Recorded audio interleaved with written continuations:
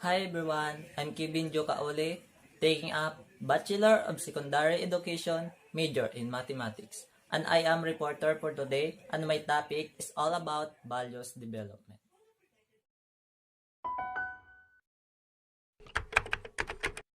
Values.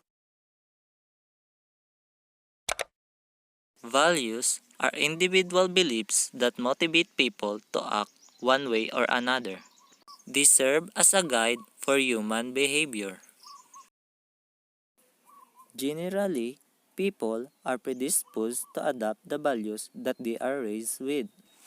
People also tend to believe that those values are right because they are the values of their particular culture. Ethical decision making often involves weighing values against each other and choosing which values to elevate. Conflicts can result when people have different values, leading to a clash of preferences and priorities. Some values have intrinsic worth, such as love, truth, and freedom. Other values, such as ambition, courage, and responsibility, describe traits or behaviors that are instrumental as means to an end. Still, other values are considered sacred and are moral imperatives for those who believe in them. Sacred values will seldom be compromised because they are perceived as duties rather than as factors to be weighed in decision making. For example, for some people, their nation's flag may represent a sacred value, but for others, the flag may just be a piece of cloth. So, whether values are sacred, have intrinsic worth, or are means to an end, values vary among individuals and across cultures and time. However, values are universally recognized as a driving force in our ethical decision making. Value system. A hierarchy of values that all moral beings have reflected in their choices. Most people's value system differ. It's an individualistic concept. One's value system is molded by one's virtues or vices and experiences. Meaning of values according to Clyde Clockholm. A value is a conception, explicit or implicit, distinctive of an individual or characteristic of a group, of the desirable which influences the selection from available moods, means, and ends of action. According to Cornelius van der Pol, value refers to the understanding of a certain good for an individual or society, which is considered worthy of realization. According to Brian Hall, Michael Kinney, and Maury Smith, something that is freely chosen from alternatives and is acted upon, that which the individual celebrates as being part of the creative integration in development as a person. A value is something or someone who is considered good or worthy and is desirable or useful. It is something considered worthy by a person or a group. It can be a one-word standard of conduct or a policy everyone in an organization adheres to and believe in. Society depends on certain values like cooperation and honesty. The Filipino value system. Filial piety.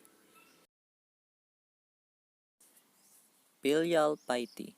It is nobility of respect for one's parent, elderly, ancestor, and those who are older than you. In Confucianism, is the primary respect, care, and obedience to the parents, family, and those who are older than you, and that is an important virtue. Paggalang or respect. Paggalang. It is a common sign of the respect in the Philippines when it comes to elders. We use the words po, opo, and ho when we converse to the elders who are in the high position. Children place the elder's hand on their forehead. This is called pagmamano. Adults can also consult the elderly for advices or opinions. The respect for the elderly trains Filipinos to be obedient and to follow rules that are being implemented. This also implies wisdom, but filial piety also discourages Filipinos in deciding for their own. Younger members of the family call their older sibling ate and kuya to show their respect towards them. And younger Filipino children are taught to not answer back to their parents when they are being scolded or counseled. Pakikisama. Pakikisama or being with others is the ability to get along in the group. This trait leads people to be cooperative and perform good deeds to others. Utang na loob. Utang na loob is the willingness and even eagerness to acknowledge such internal depth of benevolence and then to return it in the kind of providing a similar favor through tokens, gifts, and services.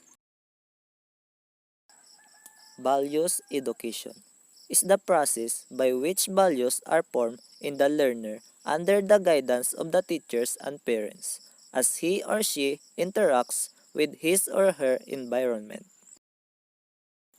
Importance of value education. It gives the students a progressive way for their future and also helps them to know the real purpose of their life.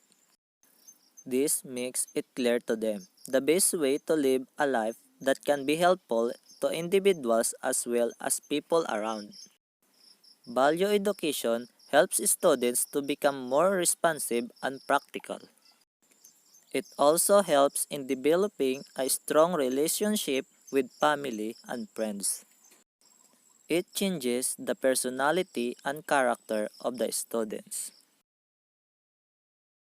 Types of value education. Personal values. Personal values means whatever a person needs in a social relationship.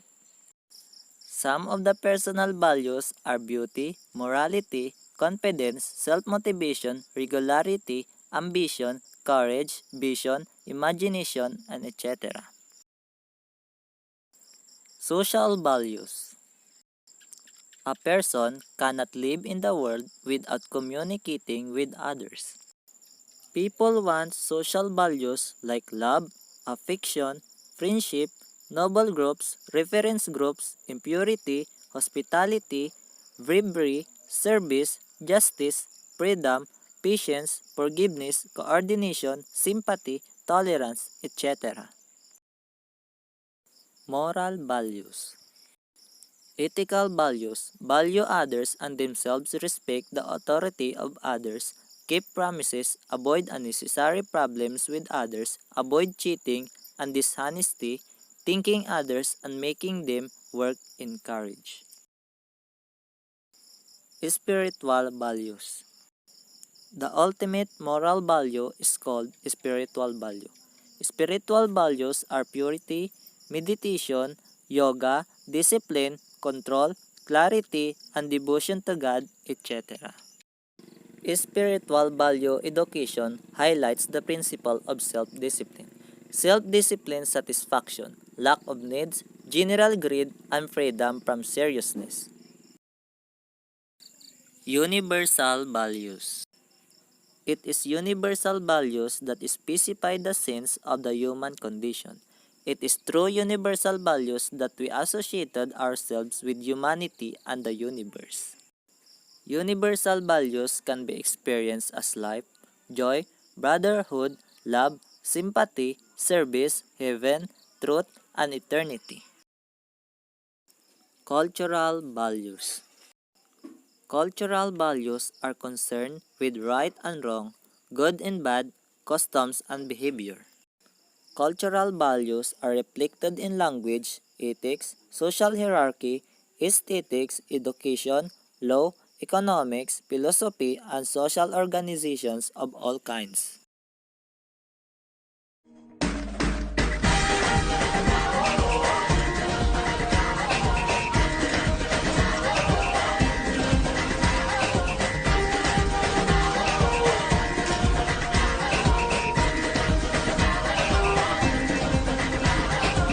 Come and join us as we promoting some of the values of the Filipinos.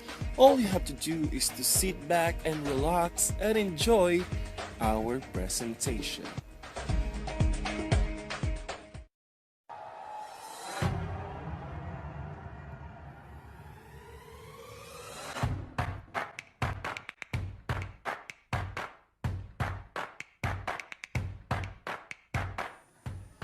Filipino are very religious, that is why they value it. Because Christianity here in the Philippines has the higher percentage. Filipinos also value the art because for them, it's a way of expressing their imagination. Thank you to our past painter in the history, Mr. Amorsolo, Juan Luna, Ang Kiyukok, and many more.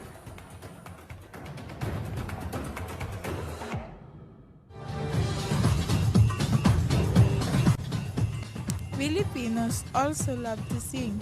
That's why they also value it. They only sing when they have celebration, parties, and sometimes they did it as a part of their stress reliever.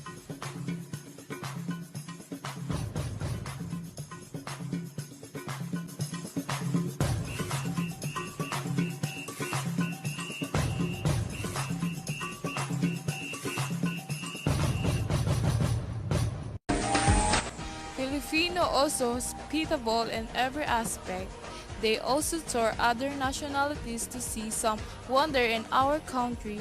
That's why so much nationality are visiting our country and they telling us that It's more fun in the Philippines!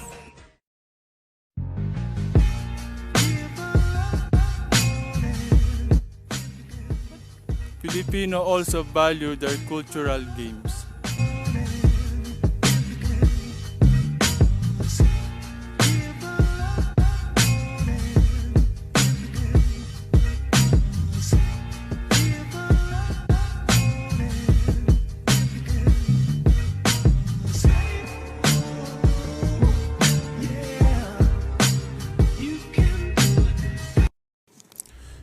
Filipinos also value some of their superstitious beliefs. In Tagalog, pamahiin, and also some of their creepiest ghost town stories. They say that if you have a pamahiin or paniniwala, your childhood is awesome.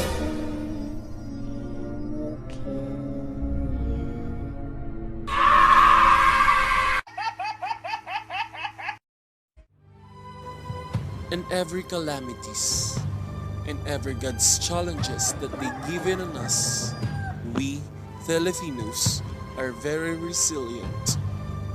That's why, no matter how deep the flood is, how scary those big fires, no one can stop us this flood.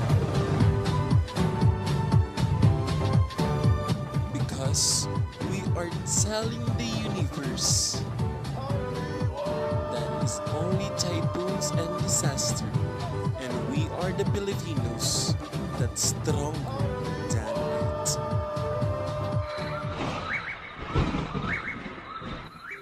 Filipino loves to eat and sharing it with someone because for them sharing is caring. Filipinos also respectful. That's why they do bless or mano po in Tagalog.